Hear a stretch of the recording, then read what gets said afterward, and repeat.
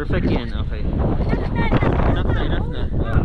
Ito na talaga yung success, guys. Sobrang yung success ko talaga dito.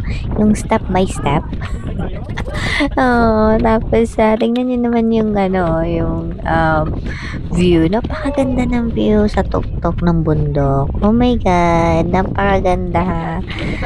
Parang enjoy talaga kami dito. Walang 5 minutes bumaba na kami kasi hindi kaya yung lamig rin. So, pagpunta namin dito, guys, we need to wake up around 3 a.m. in the morning. At ayan, nagtra-travel na kami. No, so, ilang tao yung inano namin yan, in-evaluate namin yung life nila. Yes. Kasi nasa baba kami ng UK. So, we're in the south side of UK and we're like 530 miles going to our destination, which is the Scotland or their UK's highest mountain na Benevis. Pero ano lang siya, kalahati lang pala siya ng Mount Apo natin. Yes.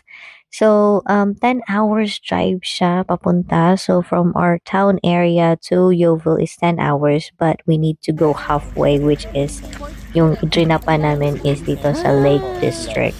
So, Windermere ang unang place namin na pinuntahan sa Lake District. So, maganda talaga kung early kang umaalis, no? Because you could really enjoy and then walang traffic.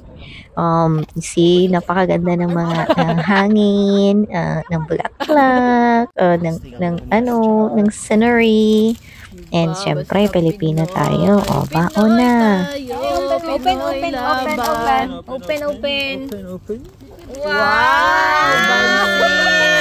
Right! Amazing!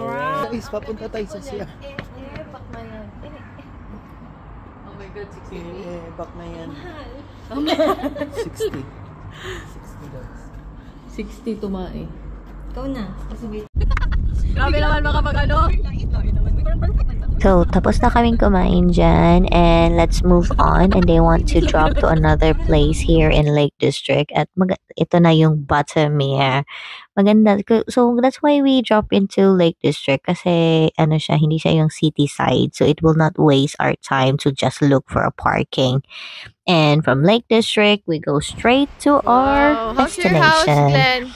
And it's like 5 hours What? drive. Yes.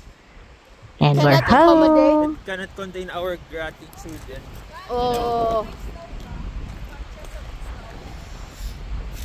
We're professionals, so we can do it. professionals magka-hospital. Nakatipid hack kami dito kasi yung binaon namin, yun lang rin yung ininit namin. So, yung advice ko talaga for this long journey kasi especially na hindi kami nag-drop by to a bigger city because bigger city, dun mo makakita talaga yung iba-ibang mga restaurant or what. But if you're just dropping by to any county side, then you would expect na yung mga food lang talaga nila, yung mga sandwich. So, wala kang makita ditong barbecue be or bulaluan or sabawan dyan. Wala. So, better bring your own food. And ito, rest na. This is our house. It's a 3-bedroom house, good for 8 person. But it's quite cozy. And let's go karaoke. Kung kailan tayong dalawa'y kapwa di na pwede pa magsama. Panat! Sayang na sayang talaga. Pataas! Dating pag-ibig na alay sa'yo. Guys, look at our accommodation. Sayang na sayang talaga. Mahal pa rin kita.